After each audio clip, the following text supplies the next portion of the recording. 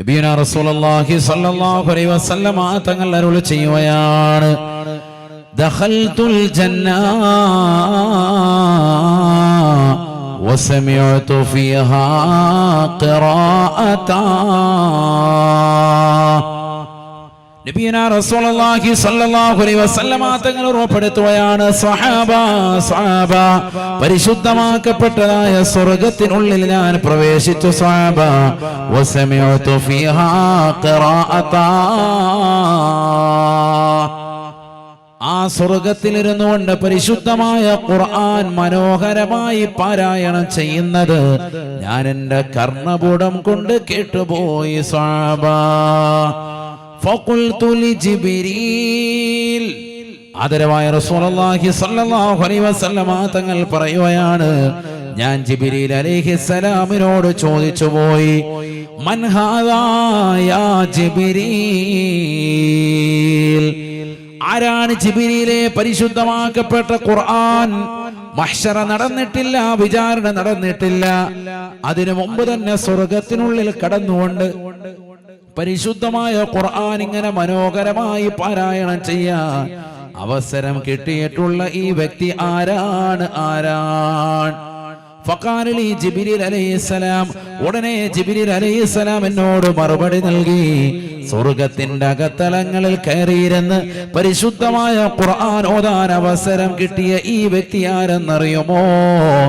ഹാദാ ഹാരിസത്ത് ബിൻ നുഅ്മാൻ റളിയല്ലാഹു അൻഹു, അവിടുത്തെ അരുമ ശിഷ്യനായ ഹാരിസയാണ്. നുഅ്മാനിന്റെ മകനാകുന്ന ഹാരിസ റളിയല്ലാഹു അൻഹു ആണ് പരിശുദ്ധമാക്കപ്പെട്ട സ്വർഗ്ഗത്തിന്റെ അകത്തളത്തിൽ കയറിയിരുന്ന് വശ്യസുന്ദരമായി പരിശുദ്ധമായ ഖുർആൻ പാരായണം ചെയ്യുന്നത് എന്ന് ജിബ്രീൽ അലൈഹിസ്സലാം എന്നോട് മറുപടി നൽകിയപ്പോ വല്ലാത്ത അതിശയത്തോടുകൂടി ഞാൻ ജിബ്രീലിനോട് ചോദിച്ചു പോയി, എന്തുകൊണ്ടാണ് ജിബ്രീലേ ഇത് കിട്ടിയത്? എന്തുകൊണ്ടാണ് ഈ ഒരു വലിയതാകുന്ന തൗഫീഖ് അദ്ദേഹത്തിന് ലഭിച്ചത്? മഹ്ശറ നടന്നിട്ടില്ല, വിചാരണ കഴിഞ്ഞിട്ടില്ല, അതിനു മുമ്പ് സ്വർഗത്തിനുള്ളിൽ കടന്നിരുന്ന് ഖുർആൻ ഓതാനുള്ള അവസരം കിട്ടിയതായ ഈ വ്യക്തി എന്ത് നേട്ടമാണ് കൈവരിച്ചത്? ഫഖാലി ജിബ്രീൽ അലൈഹിസ്സലാം, അല്ലാഹുവിന്റെ റസൂൽ പറയുകയാണ്, ജിബ്രീൽ എന്നോട് ഇതിന് മറുപടി നൽകിയത്, വഹുവ മിൻ അബരിൻ നാസി ലി ഉമ്മിഹി, അല്ലാഹുവിന്റെ റസൂലേ, സ്വഹാബത്തിൽ നിന്ന് ഏറ്റവും കൂടുതൽ മാതാവിന് ഖിദ്മത്ത് എടുത്തതായ വ്യക്തിയാണ്. ജീവിച്ചിരിക്കുന്ന കാലയളവിൽ തന്നെ മാതാവിനോട് വലിയ താല്പര്യം വെച്ചുകൊണ്ട് നിലകൊണ്ടതായ വ്യക്തിയാണ്. ആ മാതാവ് ഉറങ്ങാതെ ഉറങ്ങില്ല, ആ മാതാവിന് വേണ്ടുന്ന സർവ്വകാര്യങ്ങളും ചെയ്തുകൊണ്ട് നിലകൊണ്ട സഹോദരനാണ്. മാതാവിന് ഖിദ്മത്തെടുത്തതായ ചെറുപ്പക്കാരനാണ്. ആ ഒരൊറ്റ കാരണം കൊണ്ട് തന്നെ അല്ലാഹു സുബ്ഹാനഹു വ തആല ജീവിച്ചിരിക്കുന്ന സമയത്ത് തന്നെ സ്വർഗ്ഗത്തിന്റെ കവാടങ്ങൾ തുറന്നു കൊടുത്തു എന്ന് ഹബീബുനാ ശഫീഉനാ റസൂലുള്ളാഹി. പഠിച്ചു വെക്കണേ, പുകയിലുള്ള ഓരോ ചെറുപ്പക്കാരും സഹോദര സഹോദരിമാരും ഹൃദയത്തോട് ചേർത്ത് വെക്കേണ്ടതായ ചരിത്രമാണ്.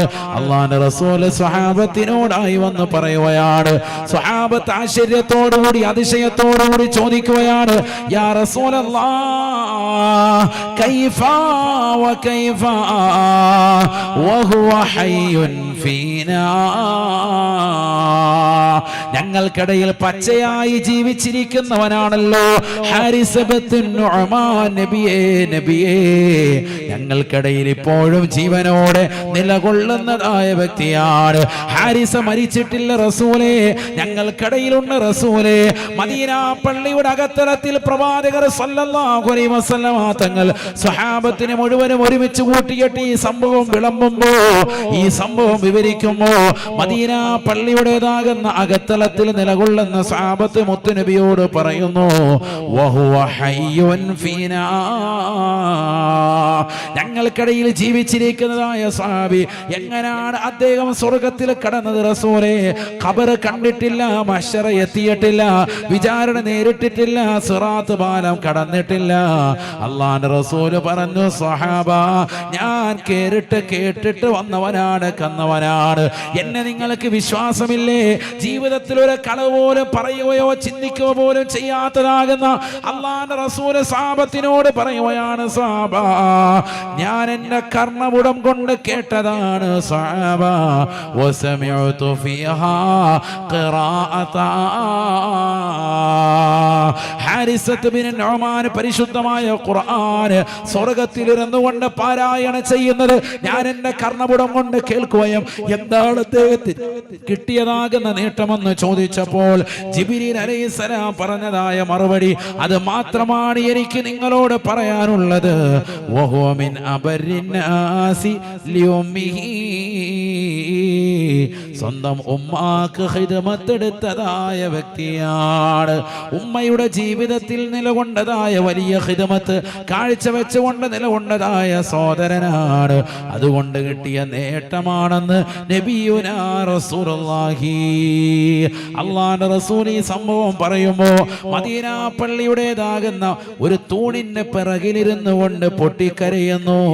കഥാനായകനാകുന്ന ഹാരിസത്ത് ബിൻ നുഅ്മാൻ റളിയല്ലാഹു അൻഹു. ജീവിച്ചിരിക്കുമ്പോൾ തന്നെ സ്വർഗത്തിൽ കടക്കാൻ, സ്വർഗത്തിലിരുന്നു കൊണ്ട് ഖുർആൻ ഓതുക. അല്ലാഹു തൗഫീഖ് നൽകട്ടെ, അല്ലാഹു തൗഫീഖ് നൽകട്ടെ. ഇത് നമുക്കും ലഭിക്കും. എന്ത് വേണം? വാപ്പാക്കും ഉമ്മാക്കും ഖിദ്മത്ത് എടുക്കണം. അല്ലാഹു തൗഫീഖ് നൽകട്ടെ. വെറുതെ പറച്ചിൽ വന്നാൽ പോരാ, നമ്മുടെ ജീവിതത്തിൽ അതിനുള്ള അവസരങ്ങളുണ്ട്, ശരിക്കും ഉപയോഗപ്പെടുത്തണം. അല്ലാഹു തൗഫീഖ് നൽകട്ടെ. ശാഫി ഇമാം റളിയല്ലാഹു അൻഹു പറയുന്നുണ്ട്, ഒരു മനുഷ്യൻ ഏറ്റവും വലിയ ബുദ്ധിമാനാകുന്നത് ജീവിച്ചിരിക്കുന്ന മാതാപിതാക്കൾക്ക് ഖിദ്മത്ത് എടുക്കുമ്പോഴാണ്. മരണപ്പെട്ട് കഴിഞ്ഞിട്ട് വ്യസനിക്കുമ്പോഴല്ല. വാപ്പയും ഉമ്മയും മരിച്ചുപോയി, അപ്പൊ കടന്ന് കരയാൻ, അതോ മരണപ്പെട്ടു പോയി, അവർക്ക് വേണ്ട രീതിയിൽ ഖിദ്മത്ത് എടുക്കാൻ പറ്റിയില്ല, അതല്ല. ജീവിച്ചിരിക്കുമ്പോ നിന്റെ അടുക്കൽ എത്തിക്കുമ്പോ ആ സമയത്ത് ശരിക്കും ഉപയോഗപ്പെടുത്തിക്കോളാം. അപ്പായും ഉമ്മയും ജീവിച്ചിരിക്കുന്ന സമയം ശരിക്കും ഉപയോഗപ്പെടുത്തിൻ പ്രിയപ്പെട്ട മക്കളെ. അല്ലാഹു തൗഫീഖ് നൽകട്ടെ. അത് വലിയൊരു അവസരമാണ്, സുവർണ അവസരമാണ്. എന്നെ കേൾക്കുന്ന സഹോദര സഹോദരിമാരോടായി വളരെ സ്നേഹത്തോടുകൂടി ഓർമ്മപ്പെടുത്താൻ അള്ളാഹുവിൻ്റെ റസൂൽ സല്ലല്ലാഹു അലൈഹി വസല്ലം തങ്ങളുടെ അധ്യാപനം, വാപ്പാക്കും ഉമ്മാക്കും ഖിദ്മത്ത് എടുക്കുന്നവൻ ജീവിച്ചിരിക്കുമ്പോൾ തന്നെ അവൻ സ്വർഗത്തിൽ കടക്കും. അള്ളാഹു തൗഫീഖ് നൽകട്ടെ. അതിന് ഖബറോ മഹ്ശറോ ഒന്നും വേണ്ട. അള്ളാഹു തൗഫീഖ് നൽകുമാറാവട്ടെ. ഈ ലോകത്തെ ഏറ്റവും വലിയ വിധി അള്ളാഹുവിൻ്റെ വിധിയാണ്, അവന്റെ കൽപ്പനയാണ്. അതിന്റെ മുകളിൽ മറ്റൊരു വിധികർത്താവില്ല. മനസ്സിലാക്കി.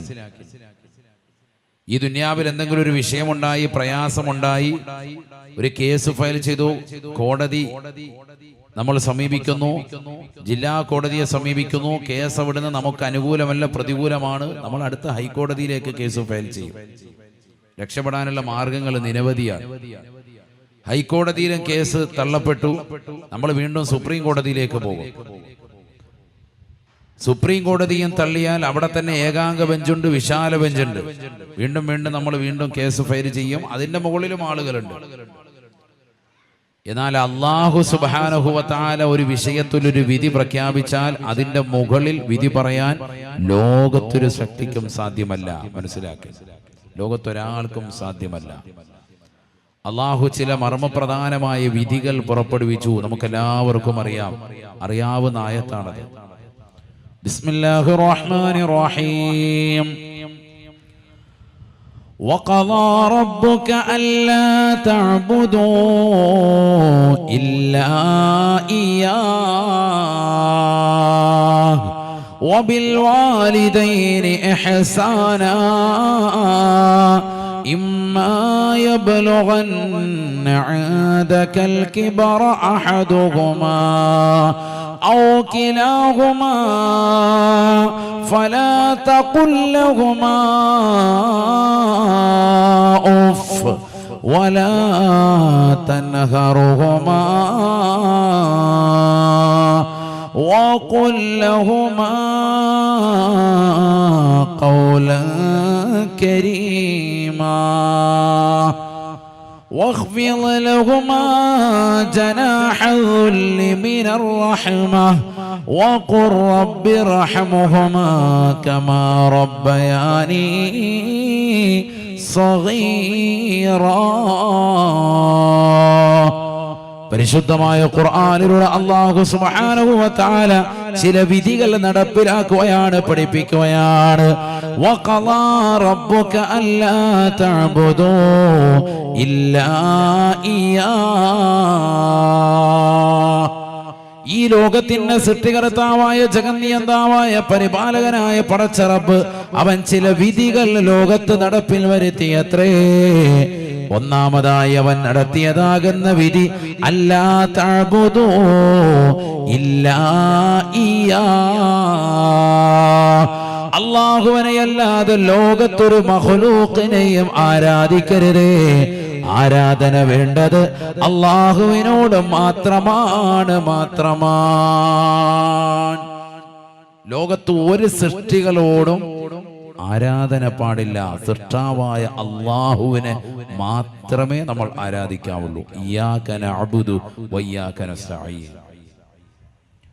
ആദരവും ബഹുമാനവും നമ്മൾ സുന്നികളാകുന്ന ആളുകൾ മറ്റുള്ളവർക്ക് കൂടി വകവെച്ച് നൽകുന്നുണ്ട്, നൽകേണ്ടവരുമാണ്.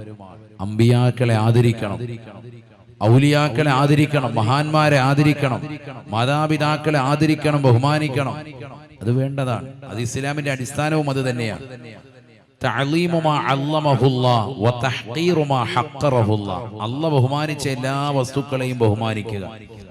അള്ളാഹു നിന്ദിച്ചിട്ടുള്ള അല്ലെങ്കിൽ നിന്ദിക്കാൻ വേണ്ടി കൽപ്പിച്ചിട്ടുള്ള സകല വസ്തുക്കളെയും നിന്ദിക്കുക. അതാണ് ഇസ്ലാമിന്റെ ബേസിക് അടിസ്ഥാനപത.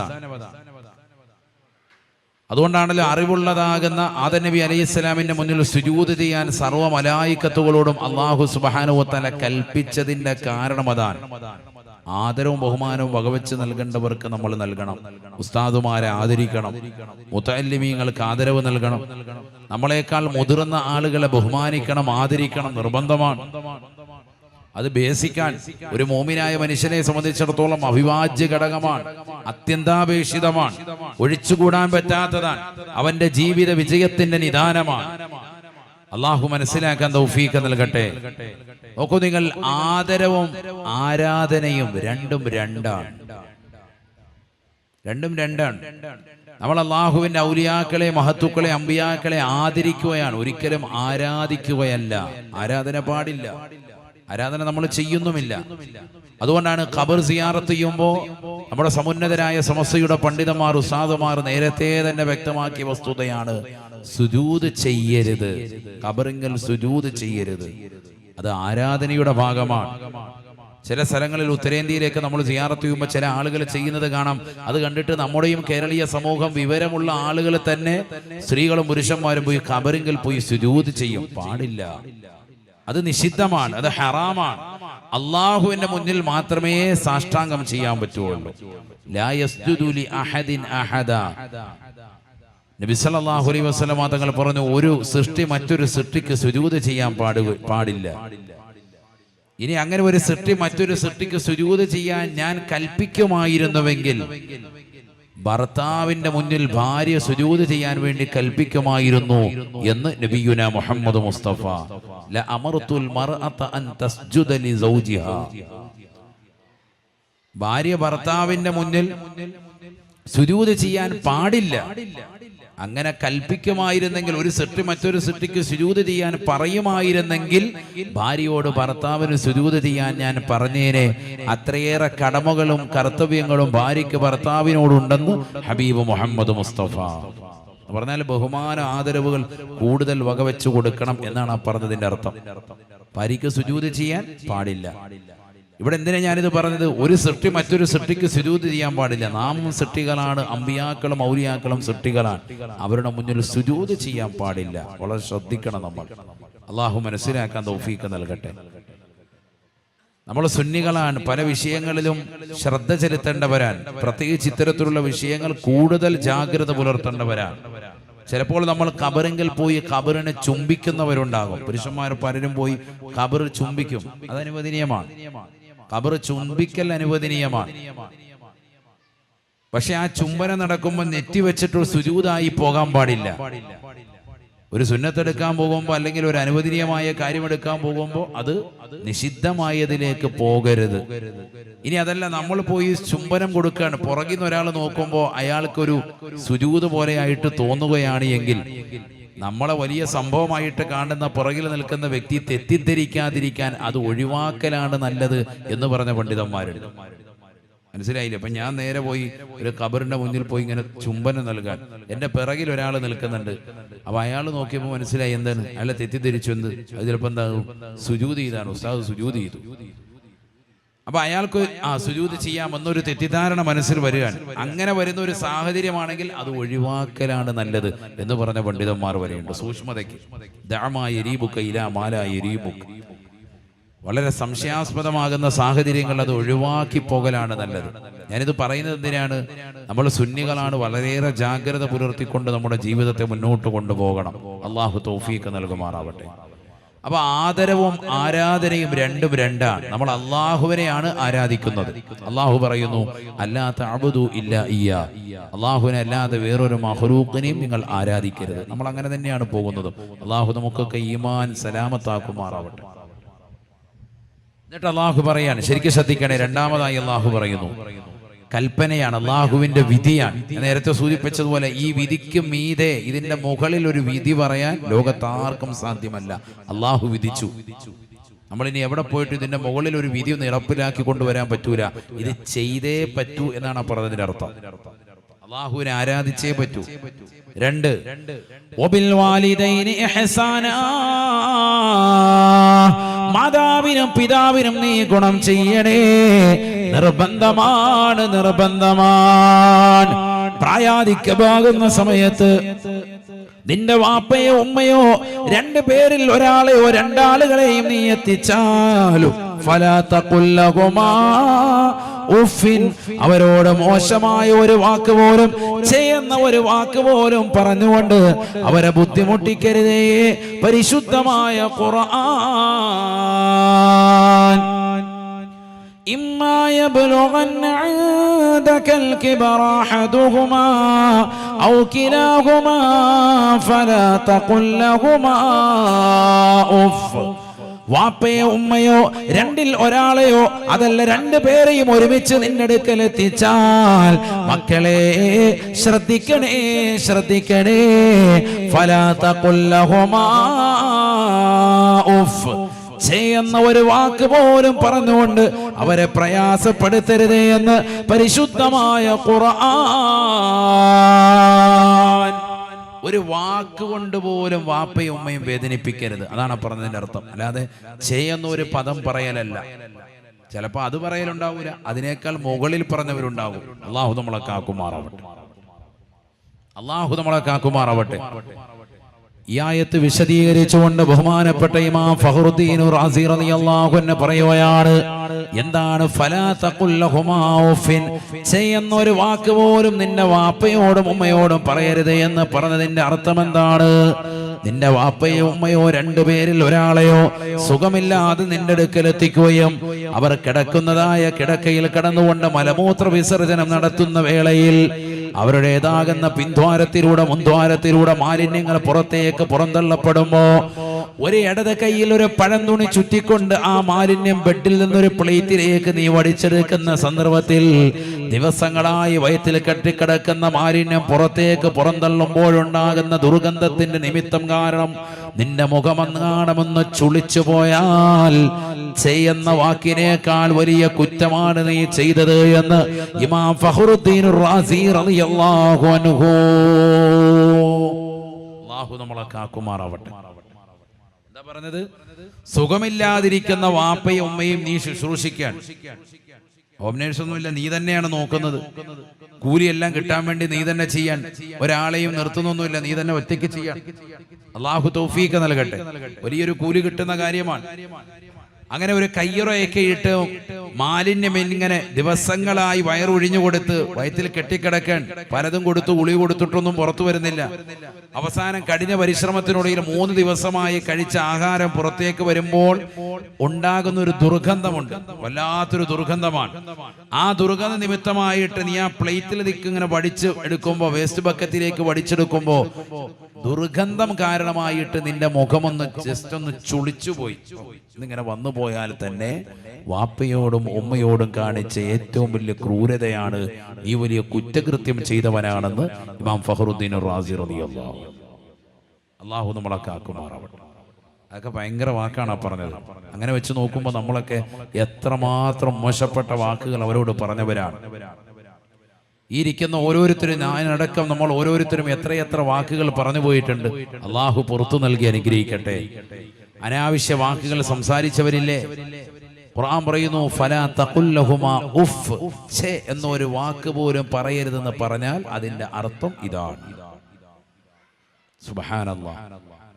ഒരു വാക്കുകൊണ്ട് പോലും വാപ്പയും ഉമ്മയും നോവിക്കാൻ പാടില്ല എന്നാണ് പറഞ്ഞതിന്റെ അർത്ഥം. 2002 മുതൽ 2007 വരെ ഇന്ത്യയെ നയിച്ചിരുന്നതായ വലിയ സമുന്നതനായ വ്യക്തിത്വമായിരുന്നു, ഇന്ത്യൻ പ്രസിഡന്റ് ആയിരുന്നു, നമുക്കെല്ലാവർക്കും അറിയാം, ഡോക്ടർ APJ അബ്ദുൽ കലാം.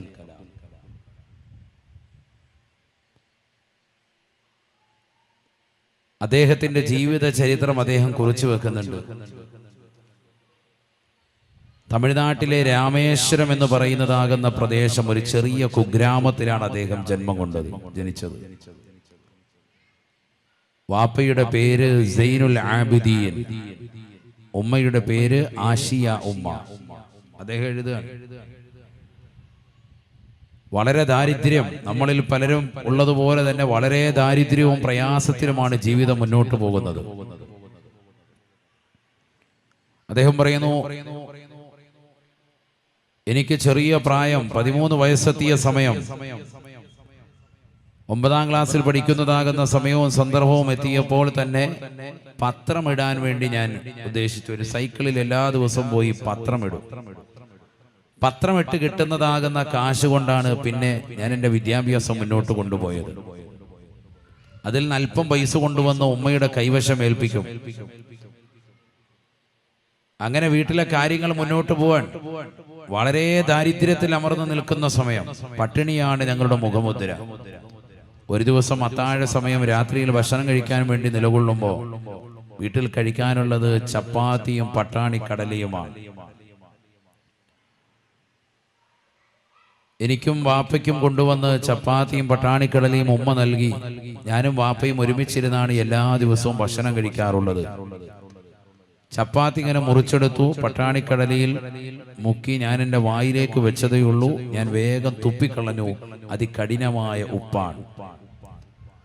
ശക്തിയായ ഉപ്പ് കാരണം എനിക്കത് കഴിക്കാൻ സാധിച്ചില്ല. ഞാൻ വേഗം കാർക്കിച്ചു തുപ്പിയിട്ട് ഉമ്മയോട് വല്ലാതെ ദേഷ്യപ്പെട്ടുകൊണ്ട് ചോദിച്ചു, ഉമ്മ എന്താണ് ഈ കറി? കറിക്ക് ഭയങ്കര ഉപ്പാണല്ലോ. സ്വാഭാവികമായിട്ട് നമ്മുടെയൊക്കെ വീട്ടിലുകളിൽ ഉയരുന്ന ഒരു ശബ്ദം ആ വീട്ടിലെ മലയൊലി കൊണ്ടു. ഞാൻ നോക്കുമ്പോൾ വാപ്പ ഒന്നും ശ്രദ്ധിക്കാതെ കുനിഞ്ഞിരുന്നിട്ട് ചപ്പാത്തി ഇങ്ങനെ മുക്കുന്നു, കറിയിൽ മുക്കുന്നു, റാഹത്തായി കഴിക്കുന്നു.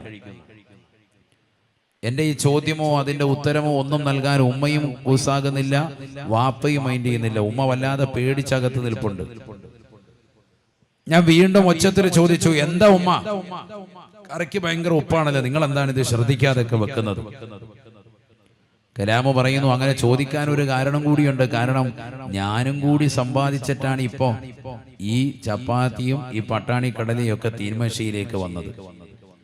ഞാൻ എൻ്റെ പ്രിയപ്പെട്ട മലപ്പുറം ജില്ലയിലെ പുകയൂരിൽ ഒരുമിച്ച് കൂടിയ മുസ്ലിം സഹോദരങ്ങളോട്, ഉപ്പമാരോട് ഉമ്മമാരോട് സ്നേഹത്തോടുകൂടി പറയുന്നു, നമ്മളിൽ പലരുടെയും ആശ മക്കൾ വലുതായി അവരുടെ സമ്പാദ്യം കൊണ്ട് കഴിയാനാണ് എങ്കിൽ അത് ഇക്കാലഘട്ടത്തിൽ ഒരിക്കലും ആഗ്രഹിക്കരുത്. കാരണം മക്കൾ മുഖേന നമുക്ക് ഒരു നേരത്തെ ആഹാരം കഴിക്കേണ്ടി വന്നാൽ മക്കൾ കണക്ക് രേഖപ്പെടുത്തും. നമ്മളോട് തറുതല പറയാനും ഒച്ചയിടാനും ബഹുമാന ആദരവുകൾ കുറയാനും അത് കാരണമായി തീരും. ഇന്നിൻ്റെ മക്കൾ അതാണ് തീരുന്നത്. കലാമു പറയുന്നു, അന്ന് എനിക്ക് 13 വയസ്സാണ്. ഞാൻ എൻ്റെ പ്രിയപ്പെട്ട ഉമ്മയോട് വല്ലാതെ ദേഷ്യപ്പെട്ടു.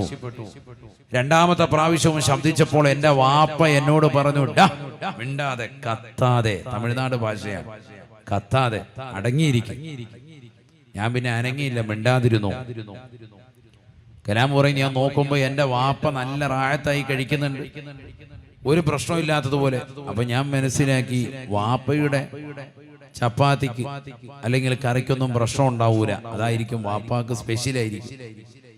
നമുക്കാണ് ഇടങ്ങേറ് പിടിക്കാൻ നല്ല ഉപ്പുള്ളത് എന്ന് മനസ്സിലാക്കി ഞാൻ വതുക്കെ വാപ്പയുടെ ഒരു ചപ്പാത്തിയുടെ ഒരു ഭാഗം കീറിയെടുത്ത് നോക്കിയപ്പോൾ നല്ല ഉപ്പുണ്ട്. ഇനി കറിക്കാണെന്നറിയാൻ വേണ്ടി വാപ്പയുടെ കറിയിൽ തന്നെ നോക്കി, അപ്പോഴും അതിനേക്കാൾ ഉപ്പാണ്. അപ്പൊ എനിക്ക് മനസ്സിലായി, സെയിം ഹാലാണ്, എന്നെ പോലെയുള്ള അവസ്ഥ തന്നെയാണ് വാപ്പാക്കും. വാപ്പ പിന്നെ അടങ്ങാതിരിക്കുന്ന അങ്ങനെയാണല്ലോ. ചില സമയത്ത് വാപ്പമാര് വളരെ സന്തോഷകരമായ ജീവിതം നയിക്കുന്ന അവസ്ഥയിലേക്ക് അവർ എത്തിപ്പെടും, ഒച്ചപ്പാടൊന്നും ഉണ്ടാക്കൂല. സാധാരണ രീതിയിൽ വാപ്പമാരൻ എന്ത് ചെയ്യല്, മക്കളോടൊപ്പം ചേർന്ന് നിന്നിട്ട് പറയും, ശരിയാണല്ലോ ഭയങ്കര ഉപ്പ്, അല്ലെ തന്നെ നിന്നെ കെട്ടിക്കൊണ്ട് വന്നപ്പോഴേ തുടങ്ങിയതാണ് ഈ ഉപ്പിന്റെ പരിപാടി എന്ന് പറഞ്ഞ് വേണേ ഒച്ചപ്പാടും ബഹളവും ഉണ്ടാക്കി അവിടെ ആകെ ഒരു നീരസം ഉണ്ടാക്കാറുണ്ട്. പക്ഷെ ഇവിടെ വാപ്പ സപ്പോർട്ട് ചെയ്യുന്നില്ല. കലാം പറയുന്നു, ഞാൻ ഒറ്റപ്പെടുകയാണ്. ഞാൻ പിന്നെ ഒന്നും വേണ്ടിയില്ല, ഞാൻ ഉമ്മയെ സന്തോഷിപ്പിക്കാൻ വേണ്ടി ഒരു ചപ്പാത്തി കൂടി എക്സ്ട്രാ വാങ്ങിച്ച്, 2 ചപ്പാത്തി ഞാൻ ആകെ ഇട്ടത്, ഒരെണ്ണം കൂടി വാങ്ങിച്ച് ഉമ്മയെ ഒന്ന് സന്തോഷിപ്പിച്ചോട്ടെ, പ്രശ്നമൊന്നും ഇല്ലാന്ന് അറിയിക്കാൻ ഒരെണ്ണം കൂടി വാങ്ങിച്ചിട്ട് ആ ഉപ്പുള്ള ചപ്പാത്തിയും പട്ടാണിക്കടലയും കൂട്ടി ഭക്ഷണം കഴിച്ചു. അന്ന് 13 വയസ്സുള്ള ഞാനാണ് വീട്ടിലെ പാത്രങ്ങളെല്ലാം കഴുകുന്നത്. അദ്ദേഹം പറയാൻ, ഇരിക്കുന്ന ആരെങ്കിലും അങ്ങനെ ചെയ്യാറുണ്ടോ? നമുക്കിടയിലുണ്ടല്ലോ 10 വയസ്സും 15 വയസ്സും 20 വയസ്സും 25 വയസ്സുള്ളവരൊക്കെ. കഴിച്ച പ്ലേറ്റ്, അതിലേക്ക് ആ കഴിച്ചതിന് ശേഷം തീന്മേശയിലേക്ക് ഇട്ട വേസ്റ്റ് പോലും ഒന്ന് എടുത്തു വെക്കാൻ പോലും മടിക്കാതെ മടിച്ചിട്ട് പോകുന്ന ആളുകളാണ് നമുക്കിടയിലുള്ളത്. ആ പാത്രം കൊണ്ടുപോയി എടുത്ത് നേരെ അടുക്കളയിൽ വെക്കുന്ന ആളുകൾ വളരെ കുറവാണ്. അതിനുശേഷം വീണ്ടും കഴുകി വെക്കുന്നവർ വളരെ കുറവാണ്. കലാം പറയുന്നു, എന്റെ പാത്രം മാത്രമല്ല, വാപ്പയുടെ, ഉമ്മയുടെ, വീട്ടിലുള്ളവരുടെ എല്ലാവരുടെയും ഉമ്മ പാചകം ചെയ്ത പാത്രങ്ങൾ ഉൾപ്പെടെ പരിപൂർണമായി എല്ലാ ദിവസവും രാത്രിയിൽ കിടക്കുന്നതിന് മുമ്പ് കഴുകി വെക്കുന്ന ചുമതല എനിക്കാണ്. ചെറുപ്പം മുതലേ എൻ്റെ ശീലമാണ്. അങ്ങനെ എല്ലാ പാത്രങ്ങളും ഞാൻ കഴുകി വൃത്തിയാക്കി ഉറങ്ങാൻ വേണ്ടി പോകുമ്പോൾ വാപ്പ കട്ടില് നല്ലതുപോലെ വിരിപ്പൊക്കെ തട്ടിക്കുടഞ്ഞിട്ട് ഉറങ്ങാനുള്ള പരിപാടിയിലാണ്. ഞാൻ വാപ്പയുടെ റൂമിലേക്ക് കയറി ചെന്നു. വാപ്പയോട് ചോദിച്ചു, വാപ്പ കറിക്ക് നല്ല ഉപ്പായിരുന്നല്ലോ, പിന്നെന്താണ് നിങ്ങൾ ഒന്നും മിണ്ടാതിരുന്നത്? ചപ്പാത്തിക്കും കറിക്കും ഒക്കെ നല്ല ഉപ്പുണ്ടായിരുന്നു, നിങ്ങൾ എന്താ ഒന്നും പ്രതികരിക്കാതിരുന്നത്? വാപ്പ ഒന്നും മിണ്ടുന്നില്ല. ഞാൻ വീണ്ടും അല്പം ശബ്ദം കൂടി ഉയർത്തി ചോദിച്ചു, എന്താ വാപ്പ, എന്ത് പറ്റി? കറിക്ക് നല്ല ഉപ്പുണ്ടായിരുന്നല്ലോ, പിന്നെ എന്തുകൊണ്ട് നിങ്ങൾ അത് മിണ്ടാതിരുന്നു? ഒരു പ്രയാസപ്പെടുത്തുന്ന ഒരു വർത്തമാനം പോലും പറഞ്ഞില്ലല്ലോ, ഇവൻ പറഞ്ഞത് ശരിയാണെന്ന് പോലും പറഞ്ഞില്ല. എനിക്കത് വല്ലാത്ത വിഷമം ഉണ്ടാക്കി എന്ന് പറഞ്ഞപ്പോ കലാം പറയുന്നു, വാപ്പ കട്ടിൽമേൽ ഇരുന്നു, എന്നെ കട്ടിൽമേൽ ചേർത്ത് പിടിച്ചു, എന്റെ തോളത്തേക്ക് ഇങ്ങനെ കൈയിട്ട് വാപ്പയുടെ നെഞ്ചോട് ചേർത്ത് പിടിച്ചിട്ട് പറഞ്ഞു, സൈനുൽ ആബിദീൻ എന്നെ പ്രിയപ്പെട്ട ഉപ്പ. കലാം അദ്ദേഹത്തിന്റെ ആത്മകഥയിൽ രേഖപ്പെടുത്തുകയാണ്, പൊന്നുമോനെ, ഈ വീടിന്റെ വിളക്ക് മാടമാണ് നിന്റെ പ്രിയപ്പെട്ട ഉമ്മ ആസിയ ഉമ്മ. രാവിലെ നീ 5:30 മണിക്ക് പത്രമിടാൻ വേണ്ടി എഴുന്നേൽക്കുന്നതിന് 1 മണിക്കൂർ മുമ്പ് തന്നെ എഴുന്നേറ്റ് 4 മണിക്ക് എഴുന്നേറ്റ് വീടിന്റെ വിളക്ക് തെളിക്കുന്നത് അവളാണ്. നീ പോകുന്ന സന്ദർഭത്തിൽ നിനക്ക് വേണ്ടുന്ന ചായയും പലഹാരവും ഒക്കെ ഉണ്ടാക്കി നൽകി നിന്റെ കൈകളിലേക്ക് കൊണ്ടുവന്ന് വെച്ചു തരുന്നതും അവളാണ്. ഇന്ന് വരെ ഒരു തടസ്സമുണ്ടായിട്ടില്ല. ഇന്ന് വരെ ഒരു കറിക്കോ ഇന്ന് വരെ ഒരു സാധനത്തിനോ ഒരല്പം ഉപ്പോ എരിവോ വിഷയങ്ങളോ ഇതുവരെ ഉണ്ടായിട്ടില്ല. പകല് മുഴുവനും ജോലി തിരക്കുകളിലും പ്രയാസങ്ങളിലും അകപ്പെട്ട് രാവിലത്തെ ഭക്ഷണം കഴിയുമ്പോൾ ഉച്ചക്കത്തെ ഭക്ഷണം, ഉച്ചക്കത്തത് കഴിയുമ്പോൾ രാത്രിയിലത്തെ ഭക്ഷണം, ഇങ്ങനെ അടുക്കളയിൽ തന്നെ നീറുന്ന പുകയുടെ മണവും ശ്വസിച്ച് അതികഠിനമാകുന്ന ചൂടിൽ വിയർപ്പിൽ മുങ്ങിക്കുളിച്ച് നിലകൊള്ളുന്ന പ്രിയപ്പെട്ട മാതാവ്, ആ പ്രിയപ്പെട്ട ഉമ്മാക്ക് കയ്യബദ്ധം പറ്റിയിട്ട് ഒരുപക്ഷെ രണ്ടാമതും അല്പം ഒരു ഉപ്പ് പോയിട്ടുണ്ടാവും. ഒരു വട്ടം ഇട്ടത് മറന്നിട്ടുണ്ടാവാം, രണ്ടാമതും ഇട്ടിട്ടുണ്ടാകാം. ആ ഉമ്മയെ ഞാൻ വഴക്ക് പറയണോ? എല്ലാ ദിവസവും നമ്മളെല്ലാവരും ഉറങ്ങും, ഇപ്പൊ നീയും ഉറങ്ങാൻ പോവാൻ, ഇപ്പോഴും നിന്റെ ഉമ്മ ഉറങ്ങിയിട്ടില്ല. ഏറ്റവും ലാസ്റ്റ് വീട്ടിൽ എന്തെങ്കിലും ഉള്ളത് കഴിക്കുന്നത് ഉമ്മയാണ്. ഒന്നുമില്ലെങ്കിലും കറിച്ചട്ടി വടിച്ചിട്ടത് കഴുകി വെക്കാൻ മടിക്കാതെ വളരെ സന്തോഷത്തിൽ നിലകൊള്ളുന്ന, ആരോടും പരിഭവമില്ലാത്ത ഉമ്മയാണ് നിന്റെ ഉമ്മ. അതുകൊണ്ട് ആ ഉമ്മയെ ഞാൻ വഴക്കു പറയണോ? അവരുടെ ജീവിതത്തിൽ ആദ്യമായിട്ട് സംഭവിച്ചു പോയൊരു തെറ്റിൽ ഇത്രത്തോളം വേദനിപ്പിക്കണോ? മോൻ പറയുന്നെന്ന് പറയും. കലാം പറയുന്നു, എൻ്റെ മനസ്സ് വല്ലാതെ തിങ്ങി നിറഞ്ഞു, വിഷമിച്ചു. ഞാൻ ആ വാപ്പയുടെ നെഞ്ചിലേക്ക് ചാരിക്കടന്നു, പൊട്ടി പൊട്ടി കരയുകയാണ്. അപ്പയോട് പറഞ്ഞു, അപ്പ ഉമ്മയൊന്നും പറയണ്ട, ഉമ്മയൊന്നും പ്രയാസപ്പെടുത്തുന്ന ഒരു വാക്കുപോലും പറയണ്ട, ഒരു വാക്കുകൊണ്ട് പോലും നോവിക്കണ്ട, ഉമ്മയെ വിഷമിപ്പിക്കണ്ട എന്ന് പറയാണ്. കലാം പറയുന്നു, ആ നെഞ്ചിലെ ചൂട് എൻ്റെ ഹൃദയത്തിൽ ഇപ്പോഴും ഉണ്ട്. ഞാൻ ഈ പുസ്തകം എഴുതുമ്പോഴും അദ്ദേഹം പറയുന്നു, ഞാൻ എൻ്റെ ജീവിതത്തിൽ പിന്നീട് ഒരിക്കലും എൻ്റെ വാപ്പയും ഉമ്മയും ഒന്നും പറയില്ല എന്ന് വാപ്പയുടെ നെഞ്ചിലെ ചൂട് പറ്റി ആ 13-ാമത്തെ വയസ്സിൽ വിഷമിച്ചുകൊണ്ട് പാതിരാത്രി സമയത്ത് ഒരു തീരുമാനമെടുത്തു. സുബ്ഹാനല്ലാഹ്, ആ തീരുമാനം കൈക്കൊണ്ട് അദ്ദേഹം പിന്നീട് വാപ്പാടെയും ഉമ്മാടെയും പൊരുത്തം കിട്ടി മുന്നോട്ട് നയിച്ചു. സഹോദരങ്ങളെ, ഇന്ത്യ ചരിത്രത്തിൽ എത്രയോ ആളുകൾ ഇവിടെ കഴിഞ്ഞു പോയിട്ടുണ്ട്. പ്രധാനമന്ത്രിമാർ, രാഷ്ട്രപതിമാർ, എത്ര ആളുകൾ കഴിഞ്ഞു പോയിട്ടുണ്ട്. പക്ഷേ ഒരാൾക്ക് പോലും എതിർപ്പില്ലാതെ കഴിഞ്ഞുപോയ രാഷ്ട്രപതിയായിരുന്നു ഡോക്ടർ APJ അബ്ദുൽ കലാം. 5 വർഷം വളരെ മനോഹരമായി ഇന്ത്യയെ നയിച്ചു. ദ അയൺ മാൻ എന്ന പേരിൽ അദ്ദേഹം അറിയപ്പെട്ടു. തമിഴ്നാടിലെ ചെറിയ കുഗ്രാമമാകുന്ന രാമേശ്വരം എന്ന് പറയുന്ന ചെറിയ ഗ്രാമത്തിൽ നിന്ന് അദ്ദേഹം എത്തിച്ചേർന്നത് ഇന്ത്യയുടെ മഹനീയമാകുന്ന ഉന്നതമായ പദവിയിലേക്ക്, പ്രസിഡന്റ് എന്ന് പറയുന്ന ഉന്നതമായ പദവിയിലേക്കാണ് എന്ന് മനസ്സിലാക്കണം. അദ്ദേഹം പറയുന്നു, ഞാൻ ഈ ഒരു ഉയർച്ചയിലേക്ക് എത്തിയിട്ടുണ്ട് എന്ന് നിങ്ങൾ മനസ്സിലാക്കുന്നുണ്ട് എങ്കിൽ അതിൻ്റെ കാരണക്കാർ എൻ്റെ മാതാപിതാക്കളാണ്. ഇതൊക്കെ അറിയണം സഹോദരങ്ങളെ. ഇതൊക്കെ കേവലം പുസ്തകത്താളിൽ മാത്രം കടന്നാൽ പോരാ. ഇന്നത്തെ തലമുറ നല്ലതുപോലെ മനസ്സിലാക്കിയെടുക്കണം. നമ്മളൊക്കെ വലിയ ഉയർച്ച ആഗ്രഹിക്കുന്നവരാണ്. അള്ളാഹു നമുക്കൊക്കെ ഉയർച്ച നൽകി അനുഗ്രഹിക്കുമാറാവട്ടെ. നമ്മുടെ മക്കൾക്കും വലിയ ഉയർച്ച ആഗ്രഹിക്കുന്നവരാണ്. എങ്കിൽ മനസ്സിലാക്കിയ എല്ലാ ഉയർച്ചയ്ക്കും നിദാനം നമ്മുടെ മാതാവും പിതാവുമാണ്. അവരുടെ പ്രാർത്ഥനകൾ കൊണ്ട് എത്തിയെടുത്താണ് നമ്മൾ ഇപ്പോഴുള്ളത്. അള്ളാഹു കൂടുതൽ ഉയർച്ച നൽകി അനുഗ്രഹിക്കട്ടെ. നമ്മൾ ഇന്ന് മരണപ്പെട്ടു പോയ മാതാപിതാക്കളുടെ ദറജ അള്ളാഹു ഉയർത്തുമാറാവട്ടെ. ഖബർ അള്ളാഹു സന്തോഷത്തിലാക്കുമാറാവട്ടെ. ആ വാപ്പയുടെ ഉമ്മയുടെ മുഖമൊന്ന് കൊണ്ടുവരും മനസ്സിലേക്ക്. ഓരോ പള്ളിയുടെ ഖബർസ്ഥാനിൽ ഇന്ന് അവർ അന്തിവിശ്രമം ചെയ്യാൻ ജീവിച്ചിരിക്കുന്നതായ മാതാപിതാക്കൾക്ക് വേണ്ട ഖിദ്മത്തെടുക്കൻ മക്കളെ. മരണപ്പെട്ടുപോയവരെ ഓർത്ത് ഇന്ന് പലരും നെടുവീർപ്പെടുകയാണ്. എൻ്റെ കൺമുന്നിൽ തന്നെ പലരുടെയും കണ്ണുകൾ നിറയുന്നതായി എനിക്ക് കാണാം. അല്ലാഹു നമ്മുടെ മാതാപിതാക്കൾക്ക് ദറജ ഉയർത്തുമാറാവട്ടെ. ഇന്ന് വാപ്പയും ഉമ്മയും ഉണ്ടായിരുന്നെങ്കിൽ തീർച്ചയായും അവരെ കൊണ്ട് പൊരുത്തപ്പെടിക്കുകയും അവർക്ക് വേണ്ടുന്നത് ചെയ്തു കൊടുക്കാനുള്ള സൗകര്യങ്ങളും അല്ലാഹു ഇന്ന് നമുക്ക് നൽകിയിട്ടുണ്ട്. ഇന്ന് ഈ മജ്‌ലിസ് പിരിഞ്ഞിട്ട് നിങ്ങൾ തിരിച്ചു പോകുമ്പോൾ സുഭിക്ഷമാകുന്ന ആഹാരം വേണമെന്ന് വാപ്പയും ഉമ്മയും ആവശ്യപ്പെട്ടാൽ ഈ രാത്രിയിൽ തന്നെ ഒരു ആടിനെ അറുത്ത് മനോഹരമായി ബിരിയാണി വെച്ചു കൊടുക്കാനും ഉള്ളൊരു സൗകര്യം അല്ലാഹു നിങ്ങൾക്ക് നൽകിയിട്ടുണ്ട് എങ്കിൽ അതൊക്കെ കിട്ടാനുള്ള കാരണം നിങ്ങളുടെ വാപ്പയും ഉമ്മയുമാണ്. അത് തിരിച്ചറിയണം. ആ തിരിച്ചറിവാണ് ജീവിതത്തിൽ ഏറ്റവും വലുത്. അല്ലാഹു തൗഫീഖ് നൽകുമാറാവട്ടെ. അല്ലാഹു തൗഫീഖ് നൽകട്ടെ. അല്ലാഹു ഞങ്ങളുടെ മാതാപിതാക്കൾ മരണപ്പെട്ടു പോയവർക്ക് മഗ്ഫിറത്തും റഹ്മത്തും നൽകണേ അല്ലാഹ്. ജീവിച്ചിരിക്കുന്നവർക്ക് ആഫിയത്തുള്ള ദീർഘായുസ് നസീബാക്കണേ അല്ലാഹ്.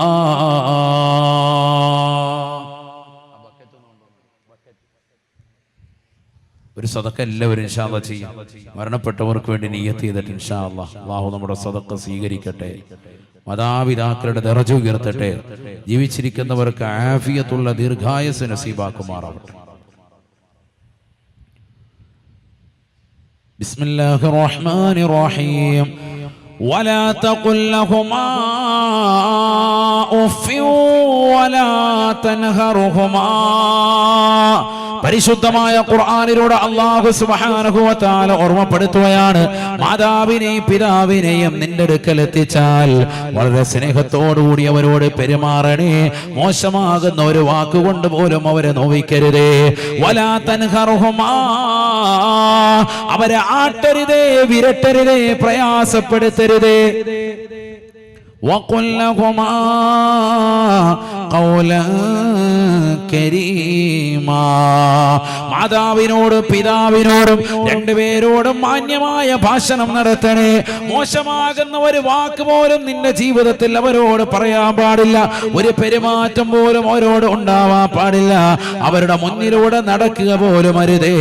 അവരിയ്ക്കുന്നതായ ഒരു മജ്‌ലിസിൽ അനാവശ്യമായി അവരുടെ മുന്നിൽ കയറി നടക്കരുതേ, ഇരിക്കരുതേ. അനാവശ്യമായി അവർക്ക് മുന്നേ സംസാരിക്കരുതേ. ആദരവായ റസൂലുള്ളാഹി സ്വല്ലല്ലാഹു അലൈഹി വസല്ലമ തങ്ങളുടെ തിരുസവിധത്തിലേക്ക് ഒരു മനുഷ്യൻ നടന്നു വരുകയാണ്. അല്ലാഹുവിന്റെ റസൂൽ നോക്കുമ്പോൾ അദ്ദേഹത്തിന്റെ പിറകിലൂടെ വാപ്പ നടന്നു വരുകയാണ്. അല്ലാഹുവിന്റെ റസൂൽ ആ ചെറുപ്പക്കാരനോട് ചോദിക്കുകയാണ്, ആരാണ് പൊന്നുമോനെ നിന്റെ പിറകിലൂടെ നടന്നു വരുന്നത്? അതാ അബീ യാ റസൂലല്ലാഹ്, ഇതെന്റെ വാപ്പയാണ് ഹബീബേ.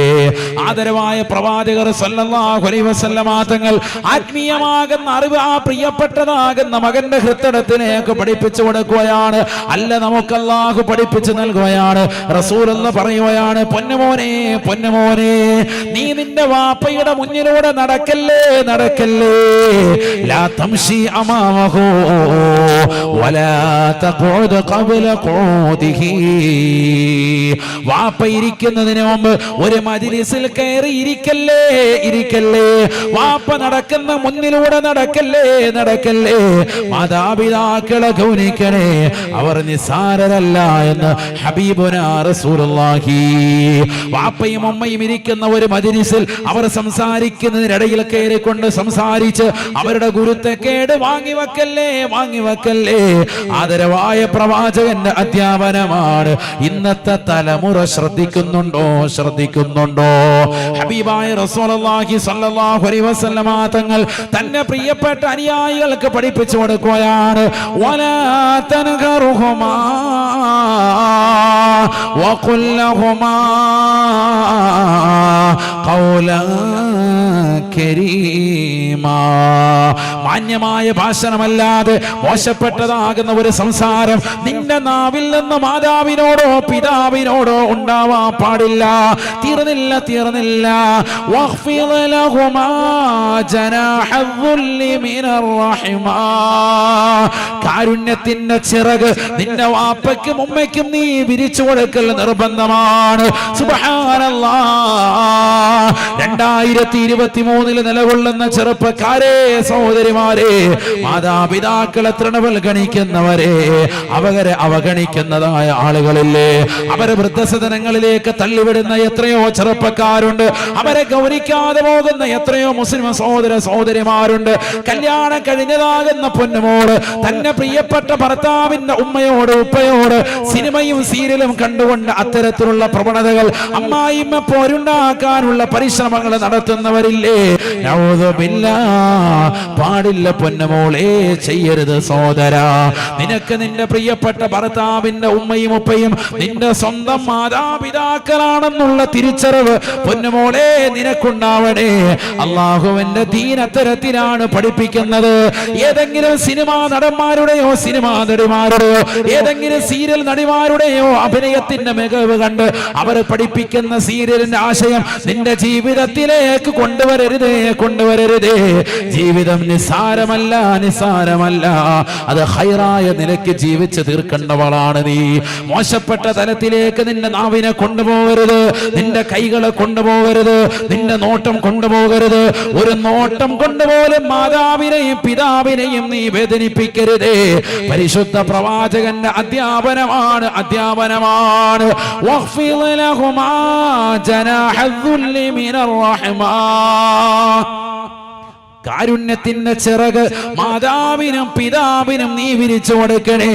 ഈ ആയത്ത് വിശദീകരിച്ചുകൊണ്ട് ഖുർആൻ വ്യാഖ്യാതാക്കൾ രേഖപ്പെടുത്തുകയാണ്, മുഫസ്സിരീങ്ങൾ പറയുകയാണ്, അഥവാ ഒരു യജമാനന്റെ കീഴിൽ ജോലി ചെയ്യുന്ന ഒരടിമയെ പോലെ വിനയത്തോടുകൂടി നീ നിലകൊള്ളണേ വാപ്പയുടെയും ഉമ്മയുടെയും മുന്നിലെന്ന് പരിശുദ്ധ ഹബീബ് മുഹമ്മദ് മുസ്തഫ.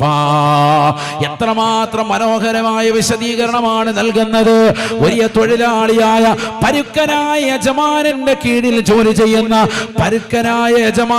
കീഴിൽ ചെയ്യുന്നതായ തൊഴിലാളി ഒരു പാവപ്പെട്ട ദാസനില്ലയോ അടിമയില്ലയോ അവനെ പോലെ വിനയത്തോടു കൂടി വേണം വാപ്പയോടും ഉമ്മയോടും പെരുമാറാൻ, അവരുടെ മുന്നിൽ നിലകൊള്ളാൻ, അവരോട് സംസാരിക്കാനെന്ന് ഇമാമിങ്ങൾ രേഖപ്പെടുത്തുകയാണ്. തീർന്നില്ല. അഞ്ചാമതായി ഖുർആൻ നിനക്ക് നൽകുന്ന പ്രഖ്യാപനം പടച്ചറബിന്റെ വിധിയാണ്, അള്ളാഹുവിന്റെ വിധിയാണ്.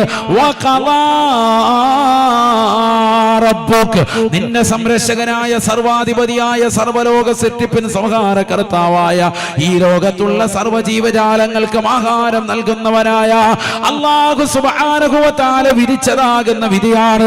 ഈ വിധിക്ക് മീതെ ഒരു വിധി പറയാൻ ലോകത്ത് ഒരു ജഡ്ജിയില്ല, ലോകത്തൊരു സൃഷ്ടിക്കും സാധ്യമല്ല. കാരണം സൃഷ്ടാവായ അള്ളാഹുവിന്റെ വിധിയാണ്, അത് കൽപ്പനയാണ്, ശാസനയാണ്, അത് ജീവിതത്തിൽ കൊണ്ടു നടത്തൽ നിർബന്ധമാണ്. വാപ്പയ്ക്കും ഉമ്മയ്ക്കും നീ ദുആ ചെയ്തുകൊണ്ട് നിലകൊള്ളണേ. വഖുർ റബ്ബി റഹ്മുഹുമാ കമാ റബ്ബയാനി സഗീറാ. മാതാവിനും പിതാവിനും വേണ്ടി ഗുണം ചെയ്യണേ, അവർക്ക് വേണ്ടി ഖിദ്മത്ത് എടുക്കണേ എന്ന് പറയുക മാത്രമല്ല, 5 വഖത്ത് നമസ്കാരങ്ങൾക്ക് പിന്നിലും നീ മാതാവിനും പിതാവിനും ഗുണം ചെയ്യണേ, അവർക്ക് നന്മയ്ക്ക് വേണ്ടി പ്രാർത്ഥിക്കണേ. അല്ലാഹുവേ, ചെറുപ്പത്തിൽ എന്നെ പരിപാലിച്ചതിന് വേണ്ടി അവർക്ക് അനുകൂലമായ നിലയിലുള്ള പരിപാലനം നീ നൽകണേ അല്ലാ. അവർക്ക് ഖൈറ് കൊടുക്കണേ അല്ലാ, അവർക്ക് കരുണ ചൊരിയണേ നാദാ എന്ന മക്കള് ദുആ ചെയ്തുകൊണ്ട് നിലകൊള്ളണേ എന്ന് പരിശുദ്ധമായ ഖുർആൻ. ആരാണ് മുസ്ലിമേ ഈ കൽപ്പന ശ്രദ്ധിക്കുന്നത്? ഏത് സഹോദരനാണ് ഈ കൽപ്പനകൾ ശ്രദ്ധിച്ചിട്ടുള്ളത്? പ്രിയപ്പെട്ട പുകയൂർ ഒരുമിച്ച് കൂടിയ മുസ്ലിമേ, മുസ്ലിമത്തേ, മാതാപിതാക്കളെ ശാസിച്ചവരില്ലേ, അവരെ തൃണവൽഗണിച്ചവരില്ലേ, വാപ്പയോട് ശാസനയുടെ മുറകൾ പറഞ്ഞവരില്ലേ, ഭർത്താവിന്റെ വാപ്പ കിടന്ന് മൂത്രമൊഴിച്ചതിന്റെ പേരിൽ ആ ഭർത്താവിന്റെ ഉപ്പയോട് മോശമാകുന്ന വർത്തമാനം പറഞ്ഞ മരുമക്കളില്ലേ, വീടിന്റെ പുറത്തിറക്കി നിർത്തിയവരില്ലേ, സ്വന്തം ഉമ്മയെന്ന് കാണുന്നത് പോലെ ഭർത്താവിന്റെ ഉമ്മയെ കാണേണ്ടതിന് പകരം ആ മാതാവിനോട് തട്ടിക്കയറി സംസാരിച്ചവരില്ലേ, മോശപ്പെട്ട ചീത്തയുടെ വാക്കുകൾ പറഞ്ഞവരില്ലേ, എന്റെ ഭർത്താവ് കൊണ്ടുവരുന്ന ഭക്ഷണമല്ലേ നിങ്ങൾ കഴിക്കുന്നതെന്ന് പറഞ്ഞ് ഉമ്മയെ കുറ്റപ്പെടുത്തിക്കൊണ്ട് സംസാരിച്ച മക്കളില്ലേ? അല്ല പറയുന്നു, ഒരു മോശമാകുന്ന വർത്തമാനം പറയരുതെന്ന് മാത്രമല്ല, കാരുണ്യത്തിന്റെ ചിറകുകൾ വിരിച്ചു കൊടുക്കുകയും അവർക്ക് എപ്പോഴും ഖിദ്മത്തെടുത്ത് നിലകൊള്ളുകയും അവർക്ക് വേണ്ടി പ്രാർത്ഥിച്ചുകൊണ്ട് നിലകൊള്ളുകയും ചെയ്യണേ. അപ്പോഴാണ് യഥാർത്ഥ മുഅ്മിനാകുക, റബ്ബിന്റെ കൽപ്പനകളെ ശിരസാവഹിച്ചവനാകുക എന്ന് പരിശുദ്ധമായ ഖുർആൻ. എത്രയെത്ര ആളുകളാണ് മാതാപിതാക്കളെ തൃണവൽഗണിച്ചു പോയവർ. ഈ കൊച്ചു കേരളത്തിൽ 728 വൃദ്ധസദനങ്ങളുണ്ടത്രേ. ഇന്ത്യ രാജ്യത്ത് 728 വൃദ്ധസദനങ്ങളാണ് ടോട്ടലായിട്ടുള്ളത്. അതിൽ തന്നെ 565 വൃദ്ധസദനങ്ങൾ നിലകൊള്ളുന്നതും ഈ കൊച്ചു കേരളത്തിലാണ്. എന്താണ് വൃദ്ധസദനങ്ങൾ? മാതാപിതാക്കളെ കൊണ്ടുപോയി ചേർക്കുകയാണ്. LKG കുട്ടികളെ സ്കൂളിലേക്ക് ചേർക്കുന്നത് പോലെ മാതാപിതാക്കളെ മക്കള് കൊണ്ടുപോയി അഴിച്ചു വിടുകയാണ്, അവരെ കൊണ്ടുപോയി ചേർക്കുകയാണ്. അങ്ങനത്തെ വൃദ്ധസദനങ്ങൾ ആർക്കും വേണ്ടാത്ത 10,500 പരം മാതാപിതാക്കൾ ഈ കൊച്ചു കേരളത്തിൽ കാസർഗോഡ് മുതൽ കന്യാകുമാരി വരെയുള്ള ഭാഗങ്ങളിലായി 565 വൃദ്ധസദനങ്ങളിലായി കെട്ടിക്കിടക്കുകയാണ്. ഇന്ത്യയിൽ ടോട്ടലായി 728 വൃദ്ധസദനങ്ങളാണുള്ളതെങ്കിൽ അതിൽ തന്നെ 565 നിലകൊള്ളുന്നത് സംസ്കാരത്തിന്റെ സമുന്നതമായ പദവി അലങ്കരിക്കുന്നവരെന്ന് അവകാശപ്പെടുന്ന ഈ കൊച്ചു കേരളത്തിലേതാകുന്ന ആളുകളാണെന്ന് പറയുമ്പോ, വിദ്യാഭ്യാസ വിദഗ്ധരെന്ന് അവകാശപ്പെടുന്ന ഈ കേരളത്തിലെ മക്കളാണ് എന്ന് പറയുമ്പോ, എത്രയോ മോശപ്പെട്ട അവസ്ഥയിലേക്ക് നമ്മുടെ തലമുറകൾ മാറിയിരിക്കുന്നു. 728 വൃദ്ധസദനങ്ങളാണ് ഇന്ത്യയിൽ ടോട്ടലായിട്ടുള്ളത്. അതിൽ 565 എവിടെയാണ്? കേരളത്തിൽ. അള്ളാഹു നമ്മളൊക്കെ ആക്കട്ടെ. ഓരോ ജില്ലയ്ക്കും അഭിമാനിക്കാം, 30-40 വീതമുണ്ട്. അള്ളാഹു നമ്മളൊക്കെ ആക്കട്ടെ. അപ്പായും ഉമ്മയും കൊണ്ട് ചേർക്കാൻ പറയുന്നില്ല, ഇവിടെ അടുത്ത സ്ഥലങ്ങളുണ്ട്, പറയാൻ പേടിയാണ്. കാരണം രാവിലെ വാപ്പായെ കൊണ്ട് അവിടെ കൊണ്ടേ ആക്കും. അങ്ങനത്തെ കൗമാണ്. അള്ളാഹു നമ്മളെ കാക്കട്ടെ. ഇവിടെയല്ല കേട്ടോ, വേറെ ആൾക്കാർ. അള്ളാഹു നമ്മളെ സാലിഹീങ്ങൾ ചേർക്കട്ടെ. അള്ളാഹു സാലിഹീങ്ങൾ ചേർക്കട്ടെ. മനസ്സിലാക്കണം, നമ്മൾ അറിഞ്ഞു വെക്കണം. കേരളത്തിലെ പ്രമുഖമാകുന്ന ഭ്രാന്താശുപത്രികൾ 3 എണ്ണമാണ്. ഒന്ന് തൃശ്ശൂരുണ്ട്, മറ്റൊന്ന് തിരുവനന്തപുരത്തുണ്ട്, മൂന്നാമത്തത് കോഴിക്കോടുണ്ട്. അല്ലേ? കുതിരോട്ട് അറിയില്ലേ? 165 ആളുകളാണ് അവിടുന്ന് രോഗം ശമനം വന്നിട്ട് മക്കളോട് വിളിച്ചു പറഞ്ഞിട്ട് കൊണ്ടുപോകാത്ത രക്ഷിതാക്കളുണ്ട്. അപ്പാടെ ഉമ്മാടെയും ഭ്രാന്ത് മാറി. എന്നിട്ട് മക്കളെ വിളിച്ചു പറയാണ്, ആര്? ആശുപത്രി അധികൃതർ വിളിച്ചു പറയാണ്, നിങ്ങളുടെ ഉമ്മാടെ അസുഖം മാറിയിട്ടുണ്ട്, കൊണ്ടുപോകണം. കൊണ്ടുപോകുന്നില്ല. 165 പേര് നിലവിലുണ്ട് ഈ 3 ആശുപത്രികളിലായിട്ട്. എന്താണ് അവസ്ഥ? നിങ്ങൾ ചിന്തിക്കുക. എവിടേക്കാണ് ഈ ലോകം പോകുന്നത്? സമുന്നതമാകുന്ന നിലയിൽ നമ്മൾ വിരാജിക്കുമ്പോഴും അഭിമാനം കൊണ്ട് നമ്മൾ പുളകിതമാകുമ്പോഴും സാമ്പത്തികമായി ഉത്തുംഗതയിലേക്ക് എത്തുമ്പോഴും നീ നിസ്സാരനാണ്, നിന്ദ്യനാണ് പടച്ചിറപ്പിന്റെ മുന്നിൽ. അറിയൻ, പഠിക്കൻ. നമ്മൾ വലിയ ആളുകളാണ്. സ്വന്തം വാപ്പയും ഉമ്മയുടെയും ഭ്രാന്ത് മാറിയെന്ന് വിളിച്ചു പറഞ്ഞിട്ട് പോലും കൊണ്ടുപോകുന്നില്ല. എന്താണ് അവസ്ഥ? മനുഷ്യത്വം മരവിച്ച ആളുകളായി മാറി. എന്താ കാരണം? ഭ്രാന്ത് മാറിയ ഉമ്മയെ വീട്ടിൽ കൊണ്ട് നിർത്തിയ നാട്ടുകാർ പിന്നെ എന്ത് പറയും? പണ്ട് ഭ്രാന്ത് ഉണ്ടായിരുന്ന സുബൈദാത്താണ് ഇപ്പൊ വന്നിരിക്കുന്നത് എന്ന് പറയും. അല്ലാഹ്. അപ്പൊ പിന്നെ അതുകൊണ്ട് അവൻ ആ വിഷമം കാരണം എന്താണ്? പാപ്പായും ഉമ്മയും വേണ്ട, ഓൾറെഡി ഭ്രാന്തായോണ്ട് എഴുതി തള്ളിയല്ലേ, അതുകൊണ്ട് ഇനി വീട്ടിലേക്ക് വേണ്ട. കാരണം ഭാര്യയ്ക്കും മക്കൾക്കും ഒക്കെ ഭാരമാണ് ഇനി ഉമ്മയെ. അതുകൊണ്ട് ഉമ്മ അവിടെ തന്നെ കഴിഞ്ഞോട്ടെ. എത്രത്തോളം ഹോസ്പിറ്റൽ അധികൃതർ പറയുന്നു, പലരും കൊണ്ടുവന്നാക്കുമ്പോൾ അവരുടെ നമ്പറും അഡ്രസ്സും വരെ തെറ്റായിട്ടാണ് രേഖപ്പെടുത്തിയിട്ട് പോകുന്നത്. കാരണം എന്താ? ഇനി ഒരിക്കലും വിളിക്കരുത് എന്ന ശ്രദ്ധ വെച്ചിട്ട് നമ്പർ ഒരു 3 എണ്ണം തെറ്റിച്ചേക്കും. പള്ളിയിൽ ഉസ്താദിന്റെ നമ്പർ എഴുതി കൊടുത്തിട്ടാണ് വന്നേക്കുന്നത്. റാഹത്തുണ്ട്. അങ്ങനെയുണ്ട്. അള്ളാഹു നമ്മളെ കാത്തു സംരക്ഷിക്കട്ടെ. അവർ വിളിക്കുമ്പോൾ നമ്മളെ നമ്പറിലോട്ടാണ് വന്നിരിക്കുന്നത്. വാഴ് ബുക്കിങ്ങിനാന്ന് പറഞ്ഞ് നമ്മളെടുത്തപ്പോൾ പറഞ്ഞ് ആളിവിടെ ഉണ്ട്, എടുത്തുകൊണ്ട് പോകണം. അള്ളാഹു നമ്മളെ കാത്തു സംരക്ഷിക്കട്ടെ. അതൊക്കെ മനസ്സിലാക്കിയിരിക്കണം. നിങ്ങൾ പോയി അന്വേഷിച്ചു, അടുത്തുണ്ടല്ലോ, വലിയ ദൂരമൊന്നുമല്ലല്ലോ, കോഴിക്കോട് ഇവിടുന്ന് കുറച്ച് പോയാൽ പോരെ. അള്ളാഹു നമ്മളെ കാത്ത് സംരക്ഷിക്കട്ടെ. ഞാൻ പറഞ്ഞെന്തിനാ? നമ്മളൊക്കെ വലിയ അഭിമാനിക്കുന്നവരാണ്, പക്ഷെ അഭിമാനിക്കാൻ ഒരു വകയില്ല. ഇതാണ് മനസ്സിലാക്കേണ്ടത്. പിന്നെ എങ്ങനെ നമ്മൾ ജീവിക്കും? അവിടെ കഴിയുന്നതാരാ? വാപ്പയും ഉമ്മയും. സ്വന്തം വാപ്പ സ്വന്തം ഉമ്മയാണ് കഴിയുന്നത്.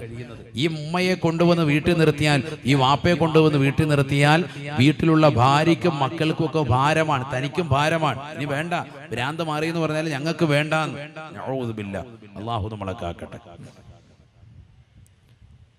നിങ്ങളൊന്ന് ചിന്തിച്ചു നോക്കൂ. ഭ്രാന്ത് മാറി എന്നുള്ള വിവരം മക്കളെ അറിയിച്ചിട്ട് മക്കൾ വന്ന് തിരിച്ചു വിളിക്കുന്നില്ല എന്ന വിവരം ആ വാപ്പയുടെ ഉമ്മയുടെ അധികൃതർ ചെന്ന് പറയുമ്പോഴുണ്ടാകുന്ന ഒരു മാനസിക വിഷമം ഒന്ന് ആലോചിച്ച് നോക്കി സഹോദരൻ.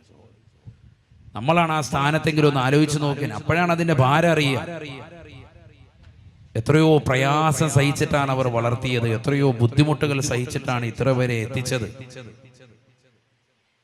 എത്ര ദുആ ചെയ്തിട്ടാണ് വളർത്തി വലുതാക്കി കൊണ്ടുവന്നത്. നിങ്ങൾ ആരെങ്കിലും കരുതുന്നുണ്ടോ നിങ്ങളുടെ കയ്യിലുള്ള ഈ സമ്പത്തും ഈ സമ്പാദ്യവും ഒക്കെ നിങ്ങളുടേതാകുന്ന എന്തോ വലിയ സൗഭാഗ്യം കൊണ്ട് നേടിയെടുത്തതാണെന്ന്?